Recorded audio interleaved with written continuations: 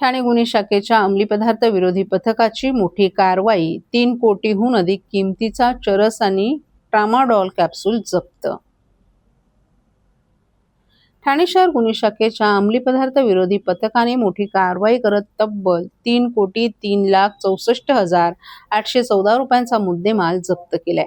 या कारवाईत 3 kilo 20 gram चरस तसंच ट्रामाडॉल युक्त 12,984 कॅप्सूल जप्त करण्यात आल्या असून 2 वेळा शिक्षा भोगलेल्या मुख्य आरोपीसह जम्मू काश्मीरमधील आणखी 2 आरोपींना अटक करण्यात आली आहे. पोलीस आयुक्तांच्या आदेशानुसार अंमली पदार्थाविरोधात विशेष मोहीम राबवण्यात येत असताना अंमली पदार्थ विरोधी पथकाला गोपनीय माहिती मिळाली होती. त्यानुसार वरिष्ठ पोलीस निरीक्षक जनार्दन सोनवणे यांच्या मार्गदर्शनाखाली पथकाने सापळा रचून 8 मे रोजी खारेगाव टोलनाका परिसरात कारवाई केली. या कारवाई दरम्यान फिरोज अब्दुल खान वय वर्ष 52 याला ताब्यात घेण्यात आलं असून त्याच्याकडून सुमारे 3,02,00,000 रुपयांचा 3 किलो 20 ग्रॅम चरस तसंच 1,48,504 रुपयांच्या कॅप्सूल्स, रोख रक्कम आणि मोबाईल हँडसेट असा मुद्देमाल जप्त करण्यात आला आहे. या प्रकरणी कळवा पोलीस ठाण्यात NDPS कायद्यानुसार गुन्हा दाखल करण्यात आला असून सहाय्यक पोलीस निरीक्षक सोमनाथ कर्णवर पाटील पुढील तपास करत आहेत. तपासादरम्यान तांत्रिक विश्लेषणाच्या आधारे जम्मू काश्मीरमधील 2 आरोपींनाही अटक करण्यात आली आहे. मोहम्मद अशरफ गुलाम अहमद शेदा याला 19 मे रोजी अटक करण्यात आली, तर शौकत अजीज मीर उर्फ जुबेर याला 6 जून रोजी जम्मू काश्मीरमधील संवेदनशील भागातून ताब्यात घेण्यात आले. न्यायालयानं त्याला 12 जूनपर्यंत पोलीस कोठडी सुनावली आहे. पोलीस तपासात चरस हा अंमली पदार्थ जम्मू काश्मीरमधून आणण्यात आल्याचं निष्पन्न झालं असून ट्रामाडॉल कॅप्सूलच्या मोठ्या तक्रारींचं रॅकेट उघड होण्याची शक्यता व्यक्त करण्यात आली आहे. दरम्यान मुख्य आरोपी फिरोज अब्दुल खान याच्या विरोधात यापूर्वी देखील NCB अहमदाबाद आणि NCB जम्मू येथे NDPS कायद्याअंतर्गत गुन्हे दाखल असून त्याला 2 वेळा शिक्षा झाली असल्याची माहिती पोलिसांनी दिली आहे. ही कारवाई सहपोलीस आयुक्त डॉ. पंजाबराव उगले, पोलीस उपायुक्त अमरसिंग जाधव आणि सहाय्यक पोलीस आयुक्त विनय घोरपडे यांच्या मार्गदर्शनाखाली अंमली पदार्थ विरोधी पथकाने केली आहे. गुन्हे शाखेच्या अंमली पदार्थ विरोधी पथकाचे पोलीस हवालदार अमोल देसाई यांना माहिती मिळाली होती की खारेगाव टोल नाक्याजवळ काही इसम हे चरस हा अंमली पदार्थ विक्रीसाठी येणार आहे. त्या अनुषंगानं अंमली पदार्थ विरोधी पथकाचे पोलीस निरीक्षक जनार्दन सोनवणे, सहाय्यक पोलीस निरीक्षक सोमनाथ पाटील आणि त्यांच्या टीमने ACP विनय घोरपडे यांच्या मार्गदर्शनामध्ये सापळा कारवाई आयोजित केली, ज्यामध्ये फिरोज खान राहणार अंकलेश्वर गुजरात याला ताब्यात घेण्यात आलं. त्याच्याकडून एकूण 3 किलो चरस आणि 12,000 ट्रॅमाडॉल मेडिसिनल टॅबलेट असा एकूण मुद्देमाल जप्त करण्यात आला, ज्याची किंमत अंदाजे 3 कोटी रुपये आहे. या गुन्ह्याच्या अनुषंगानं तांत्रिक तपास आणि अधिक माहिती घेतली असता सदरचा अंमली पदार्थ हा जम्मू काश्मीर राज्यातून पुरवला गेल्याची माहिती निष्पन्न झाली.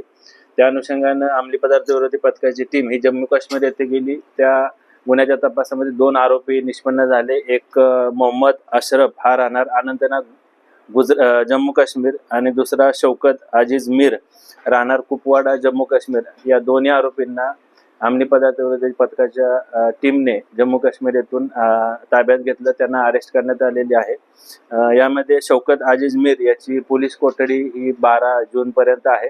त्याचबरोबर फिरोज खान मुख्य जो आरोपी आहे त्याची देखील सध्या न्यायालयीन कोठडी आहे. त्याला आम्ही पुन्हा पोलीस कोठडीमध्ये घेऊन अधिक तपास करीत आहोत. याच्यामधील मुख्य आरोपी फिरोज खान याच्यावर यापूर्वी NCB कडून 2 गुन्हे दाखल आहेत. एक 2008 मध्ये त्याच्याकडून चरस 11 किलो चरस जप्त करण्यात आला होता आणि 2017 मध्ये 10 किलो चरस जप्त करण्यात आलं, ज्यामध्ये त्याला कन्व्हिक्शन झालेलं आहे, शिक्षा झालेला आहे. तो शिक्षा भोगून पुन्हा जेल रिलीज झाला होता, जामीन ह्याच्या जेलमधून सुटला होता. पुन्हा त्यानं अशा प्रकारचा गुन्हा केलेला आहे. सदरच्या तपासामध्ये सदरचा मुद्देमाल हा जम्मू काश्मीर मधून सप्लाय झाला, त्याचबरोबर भारताच्या अनेक राज्यामध्ये देखील सप्लाय झाल्याची माहिती निष्पन्न झालेली आहे. याबरोबर या गुन्ह्यामध्ये अजून कुठल्या आरोपींचा सहभाग आहे का, यांचे कोण साथीदार आहेत का, याचा देखील अंमली पदार्थ विरोधी पथकाची टीम तपास करत आहे. मोदींच्या विक्रमी कार्यकाळानिमित्त ठाण्यात महाआरती. पंतप्रधान नरेंद्र मोदी यांनी स्वतंत्र भारताच्या इतिहासात सर्वाधिक काळ पंतप्रधान पद भूषवण्याचा ऐतिहासिक विक्रम प्रस्थापित केल्याच्या पार्श्वभूमीवर ठाण्यात भाजपच्या वतीनं विशेष महाआरतीचं आयोजन करण्यात आलं होतं. वसंत विहार नाका येथील हनुमान मंदिरात पार पडलेल्या या कार्यक्रमात पंतप्रधानांच्या उत्तम आरोग्य, दीर्घायुष्य आणि देशाच्या सततच्या प्रगतीसाठी प्रार्थना करण्यात आली. यावेळी भाजपचे महाराष्ट्र प्रदेश सरचिटणीस तथा विधान परिषदेचे आमदार निरंजन डावखरे यांनी मोदी सरकारच्या 12 वर्षाच्या कार्यकाळातील विविध कामगिरीचाही आढावा घेतला. गेल्या 12 वर्षात भारतानं जागतिक स्तरावर नवीन ओळख निर्माण केली असून देशाला विकासाच्या नव्या उंचीवर नेण्याचं काम पंतप्रधान नरेंद्र मोदी यांच्या नेतृत्वाखाली झाल्याचं त्यांनी सांगितलं. कोरोना महामारीच्या काळात जगभरातील अनेक देश आर्थिक संकटात सापडले असताना भारताने केवळ परिस्थितीचा यशस्वी सामना केला नाही, तर जगातील सर्वात वेगानं वाढणाऱ्या अर्थव्यवस्थांपैकी एक म्हणून स्वतःचं स्थानही कायम राखलं, असंही डावखरे यांनी सांगितलं. यावेळी त्यांनी विरोधकांवरही अप्रत्यक्ष टीका केली. देशाच्या प्रगतीकडे दुर्लक्ष करून काही जण केवळ राजकीय कारणांमुळे टीका करत आहेत, मात्र विकासाची कामं जनतेसमोर स्पष्टपणे दिसत असल्याचंही डावखरे यांनी नमूद केलं. देशभरातील विविध मंदिरांमध्ये पंतप्रधानांच्या दीर्घायुष्यासाठी आरती आणि प्रार्थना करण्यात येत असल्याचं सांगत त्यांनी सर्व भारतीयांच्या सुख समृद्धीसाठीही प्रार्थना केली. भारत अधिक समृद्ध, सुजलाम सुफलाम हो आणि प्रत्येक नागरिकाला सुरक्षित आणि समृद्ध जीवन लाभो हीच ईश्वरचरणी प्रार्थना असल्याचं त्यांनी सांगितलं. दरम्यान समाजात जातीय तेढ निर्माण करणाऱ्या जाहिराती आणि प्रचाराविरोधातही त्यांनी भूमिका मांडली. जातीभेदाला प्रोत्साहन देणाऱ्या कोणत्याही प्रकारच्या जाहिराती सहन केल्या जाणार नाहीत आणि अशा प्रकरणांमध्ये सरकारने कठोर कारवाई करावी अशी त्यांनी मागणी केली. या महाआरती कार्यक्रमाला भाजपचे पदाधिकारी, कार्यकर्ते आणि नागरिकही मोठ्या संख्येनं उपस्थित होते. महाआरतीचं आयोजन करण्यात आलेलं आहे. त्यामुळे इथेच नाही तर सगळ्याच ठिकाणी महाआरती होते आहे आणि नरेंद्र मोदींच्या दीर्घायुष्यासाठी केले जाते. काय सांगाल, कसा उत्साह आहे आणि एवढा नवीन विक्रम केलेला आहे, त्या विक्रमाबद्दल काय? मोदीजींच्या सरकारला 12 वर्ष पूर्ण झाले आणि एक नवा विक्रम खऱ्या अर्थाने मोदीजींच्या माध्यमाने पंतप्रधान पदावरती झालेला आहे. आपण बघितलं की या 12 वर्षाच्या कार्यकाळामध्ये देशाला एक वेगळ्या उंचीवरती नेण्याचं काम मोदीजींच्या माध्यमाने झालेलं आहे. कोविडच्या काळामध्येही आर्थिक परिस्थिती जगाच्या पाठीवरती सगळ्या देशांची ढासळत जात असताना भारत हा सक्षमपणे उभा राहिला. त्याचबरोबर आज युद्धजन्य परिस्थिती जगावरती असतानाही आज भारताची इकॉनॉमी ही स्टेबल आहे आणि अनेक क्षेत्रांमध्ये ते AI असेल, डेव्हलपमेंट असेल, या सगळ्या इन्फ्रास्ट्रक्चर असेल, या सगळ्या कामांमध्ये भारत या देशाने, आपल्या हिंदुस्थानाने फार चांगली उपलब्धी ही केलेली आहे आणि मोदीजींच्या माध्यमाने एक ओळख ही भारताची पूर्ण देशामध्ये झालेली आहे. आम्ही सगळेच भारतीय जनता पार्टीचे कार्यकर्ते आज देशभर ठिकठिकाणी वेगवेगळ्या मंदिरामध्ये, कोण गुरुद्वारामध्ये असेल, कोण जैन मंदिरामध्ये असेल, आज हनुमान मंदिरामध्ये आम्ही या इकडे आरती घेऊन या सरकारची आणि त्याचबरोबर मोदीजींच्या दीर्घायुष्यासाठी आम्ही निश्चितपणे देवाकडे प्रार्थना करतोय आणि हा देशाचा आपला विकास हा असाच उंचावत राहून दे अशी देवाचरणी आमची प्रार्थना आहे.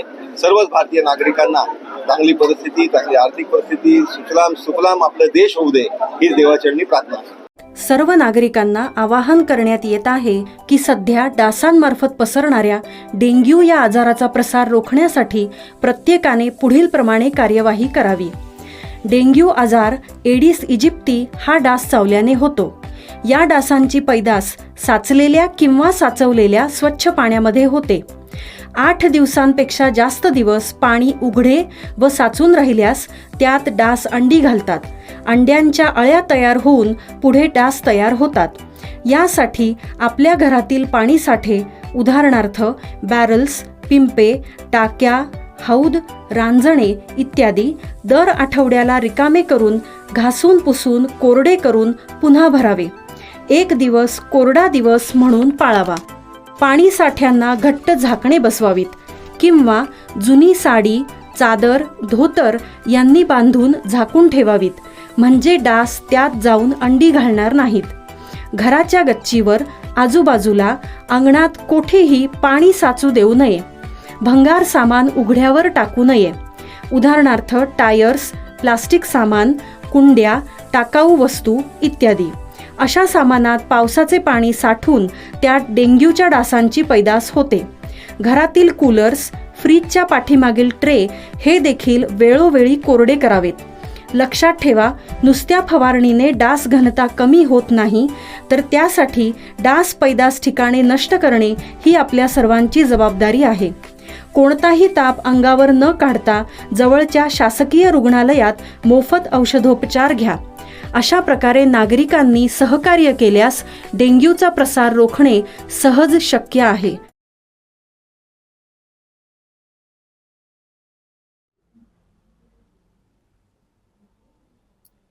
महात्मा फुले बाजारपेठेतील मसाला चक्की विरोधात नागरिकांचं आंदोलन. महात्मा फुले भाजी मंडई परिसरातील मसाला चक्कीमुळे होत असलेल्या ध्वनी आणि वायू प्रदूषणाच्या विरोधात स्थानिक रहिवाशांनी ठाणे महानगरपालिका मुख्यालयासमोर आंदोलन छेडलं. मसाला चक्कीमधून निर्माण होणारा मोठा आवाज आणि परिसरात पसरत असलेल्या मसाल्याच्या धुरामुळे नागरिकांना विविध समस्यांना सामोरं जावं लागत असल्याचा आरोपही आंदोलकांनी केला आहे. स्थानिक रहिवाशांच्या म्हणण्यानुसार मसाला चक्कीच्या सातत्यानं होणाऱ्या आवाजामुळे परिसरातील लहान मुलं, ज्येष्ठ नागरिक तसंच आजारी व्यक्तींना मोठा त्रास सहन करावा लागत आहे. याशिवाय मसाल्याच्या कणांमुळे आणि धुरांमुळे श्वसनाचे विकार वाढत असल्याच्या तक्रारी देखील नागरिकांनी केल्या आहेत. या समस्यांकडे महापालिका प्रशासनाचं लक्ष वेधण्यासाठी नागरिकांनी ठाणे महापालिका मुख्यालयासमोर निदर्शनं केली. संबंधित मसाला चक्की तात्काळ बंद करावी किंवा ती रहिवासी भागातून अन्यत्र हलवावी अशी मागणी आंदोलकांनी केली आहे.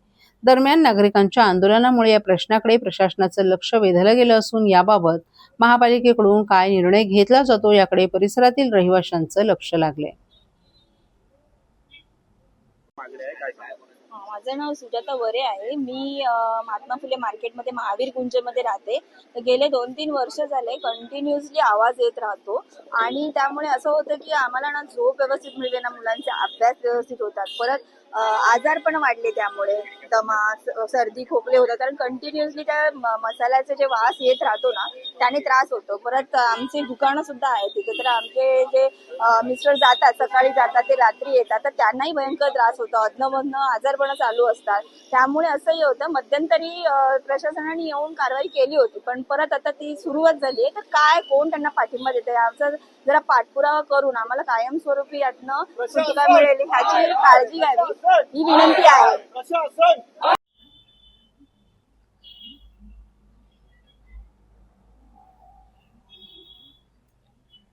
नालेसफाई योग्य प्रकारे झाली नसल्याचा दावा करत मनसेनं केलं छायाचित्रांसह पुरावे सादर करत पालिका आयुक्तांच्या दालनाबाहेर आंदोलन.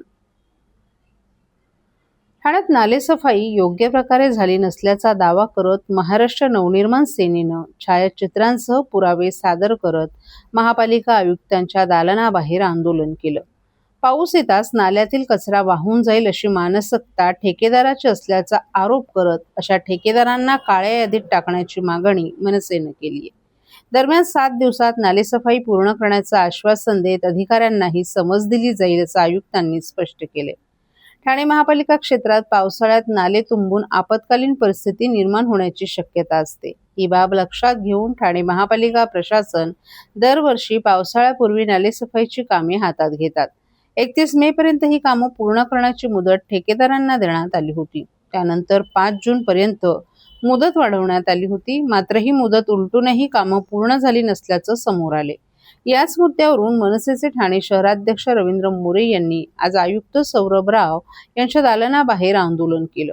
ठाण्यात नालेसफाई योग्य प्रकारे झाली नसल्याचा दावा करत मोरे यांनी छायाचित्रांसह पुरावे सादर केले. यावेळी कार्यकर्त्यांनी जोरदार घोषणाबाजी केली. आयुक्तांनी अधिकाऱ्यांची बैठक घेऊन सर्व अधिकाऱ्यांना 5 जून पर्यंत सर्व नालेसफाई पूर्ण करून घेण्याच्या सूचना दिल्या होत्या. या सूचनेला संबंधित अधिकारी कर्मचाऱ्यांनी नाल्यात भिरकावून दिला आहे. आपल्या अधिकार क्षेत्रातील अधिकाऱ्यांवर आपला वचक अथवा नियंत्रण नसल्याचं धक्कादायक वास्तव दिसून येत आहे. आम्ही केलेल्या बहुतांश नाल्यांच्या पाहणी दरम्यान योग्य प्रकारे नालेसफाई झाली नसल्याचं निदर्शनाला येत असून त्याचे फोटो सोबत जोडलं असल्याचंही मोरे यांनी सांगितलं. अधिकारी कर्मचारी जर आपल्या आदेशांची अंमलबजावणी करत नसतील तर त्यांच्यावर कर्तव्यात कसूर केल्याबाबत कारवाई करण्यात यावी. तसंच संबंधित कंत्राटदारावर देखील कारवाई करण्यात यावी. त्यांची नावे काळ्या यादीत समाविष्ट करण्यात यावी. त्यांच्या कामांची बिलं देण्यात येऊ नयेत आणि बिलं आधीच देण्यात आली असतील तर त्या रकमेची वसुली संबंधित सहाय्यक आयुक्त आणि उपायुक्त यांच्या मासिक वेतनातून करण्यात यावी. दरवर्षी नागरिकांच्या कररूपी पैशांचा अपव्यय करून त्यांच्या आरोग्याशी खेळ करण्यात येऊ नये असंही त्यांनी सांगितलं. योग्य प्रकारे नालेसफाई न झाल्यामुळे सार्वजनिक आरोग्याचे गंभीर प्रश्न निर्माण होतात आणि वेगवेगळ्या संसर्गजन्य आजारांचा प्रसार मोठ्या प्रमाणात होतो अशी मागणी मोरे यांनी केली. दरम्यान 7 दिवसात नालेसफाई पूर्ण करण्याचं आश्वासन देत अधिकाऱ्यांनाही समज दिली जाईल असंही आयुक्तांनी स्पष्ट केले.